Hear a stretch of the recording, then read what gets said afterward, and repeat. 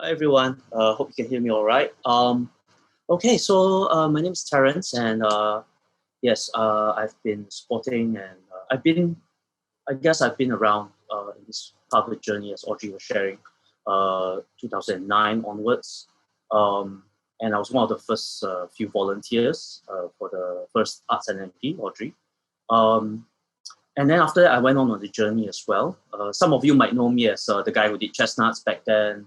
Also, one of those guilty producers who was struggling to understand and figure out how to manage lah. I mean, it was really really difficult at the time as a young producer. Some of you may also know me as the puppet guy.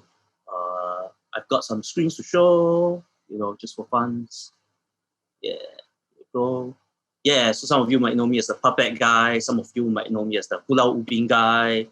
I've definitely explored a lot ever since then, ever since I worked with Audrey and for a brief time Janice. And I really wanted to find out for myself who am I, who was I? And I was confronted by a lot of challenges, as some of you might know. I'm a very open book. I share all my problems and all my challenges. But at the end of the day, I'm very grateful for the arts. I'm very grateful that we have our own art scene as versus back in the 80s when it was so inaccessible. And now we are so lucky. And I really am really saddened by what's happening with COVID. I'm really saddened by seeing how our young graduates are not going anywhere now. I mean, they're stuck. They work so hard for some particular vision. I mean, just as Benjamin was sharing, and then now it's just stuck. So that's why I stepped up as well. When some of my former students, they sort of asked me, hey, Jer, you want to go and do this or not? I mean, now, okay lah, try lah. And my experience-wise, right, I've also been around internationally, and this is me in a UNESCO-related event. And this was where we were forming and crafting the youth commission, the youth ministry, so to speak, for the Puppetry Association of the world. Then that's also, that's also me. I'm doing my stuff with ASEAN. Like Audrey Lim, I myself also got involved with groups and trying to deal with this COVID crisis back then when it first came out in February, March area. And so we started a little Support Me SG. We were the guys who did the petition. Some of us also started doing a program to Support Me SG TV. And we were just trying to hear from the best or from those who are learning, whether they were dancers or former Arts NMP or former NDP worker and so on and so forth.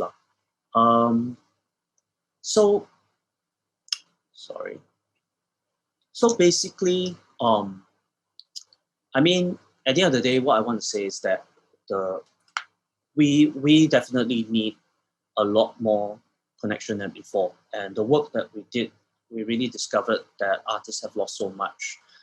Right now, I have production managers who are literally doing grab food, literally doing cleaning jobs, and we've lost a very big part of the performing arts. And I'm not saying that music and visual arts are getting away with it also, just as Audrey was sharing about freelancers and so on and so forth. And also speaking to theaters and all that stuff. I mean, there's so much crew and so much wonderful people who we've lost too. So at the end of the day, my goal is really to have a bit of a blueprint. Let's go on to, I mean, we did petitions and stuff like that lah. I mean, the group of us and I, and we did questions to Parliament as well, and we sent them out to pretty much every MP we could find. And basically, this is the blueprint that I'm really thinking about. That, as Janice was saying, Janice Cole was sharing, right? The Arts NMP will need a space, and I think we also need a little bit more long-term planning. And I feel that there's a bit of a, I mean, taking from Lian's Foundation's ideology, right?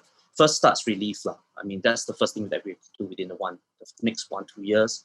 And then after that, it's prevention of this happening again, as what Jeremiah Choi and everyone else has been doing for freelancers, which is to train them, and what the Arts Resource Hub and so on and so forth have been doing. And then we have to prevent it from happening again, but we also have to transform. And I would really like the arts to have a co-interdependence relationship with the state rather than be dependent. I think there really needs to be a mutual dialogue. I think we need to recognize not only arts educators or commercial artists, professional artists, entertainers, creators, filmmakers, events, all, but we have to really, put a square, peg in a square hole. You've really got to, and we've really got to come up with a federation of sorts so that, just to protect artists. And I believe that ArtsCom and the Secretariat have started this.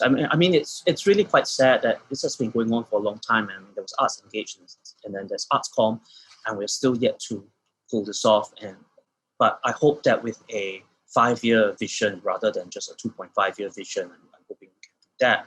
And last of all, the most important thing is really, can we have a Ministry of Culture and the Arts, please, rather than just be subverted into something? I really want to go beyond that. So one of the things I really wanted to do was what I'm really thinking of is really to catch up with all those old associations again. Whatever harmonica association, whatever 50 registered societies we have out there, ArtsCom, everybody, Malay arts associations, everything, let's bring them back. Let's research the problem. I'm happy to share all these things if we have more time, but I want to redesign what the NAC's relationship is with us. And first of all, I would really like to delink the arts from the word charity. We are not charity cases. And what we do is not just, can you give me community fairs or fees or whatever it is. The arts cultural matching fund also has to be spread out to a lot more than just that. Let's see. At the end of the day, I think that we also need to look at multidisciplinary development, because based on the research that we did, right, it's the multidisciplinary who have managed to survive better. Those who are centered focusedly on maybe say voice acting, or maybe focused on acting or production management, or as a gig musician, right, they are hit the worst. It's those who have the ability to jump around here and there, which do better right now. So I think there has to be a ARH and the Arts NMP, whoever it may be, may the best of us, or whoever the president, whoever the committee chooses, the select committee chooses. I think we have to work with that. And another important one we have to work with is we have to look at arts as essential. And one of that is to work with the Future Economy Council or the National Jobs Council. Basically, we need to show that the arts is a fantastic economic multiplier. We have to show that the arts is essential for local tourism. We have to show that right now, we are looking for tech innovation stuff, but innovation begins from home. It begins from, right now we are in a future where it's going to be deglobalized. We are going to decarbon. So bye-bye Shell, bye-bye capital. We're going to have to diversify and everything like that. And we're going to really have to support local in that sense. So we really need to build that. And we have to build up our data, and we have to work with NAC. So I just want to wrap up. And at the end of the day, my heart is with community, the community of artists out there and community itself. And this is the work I've been doing on Pulau Ubin, and it's it's where the artist village was, and there's just something about this place. So if I'm NMP, right, apart from just the arts, I also want to focus on heritage, especially our kampung heritage. It's a wonderful playground. It's where I learned that the matchmaking or between people, all right, it always starts with engagement. It always starts with communication and expression. And it's in the free arts that you can do this. This was what we learned in the hospitals when I did hospital art projects for dementia and so forth.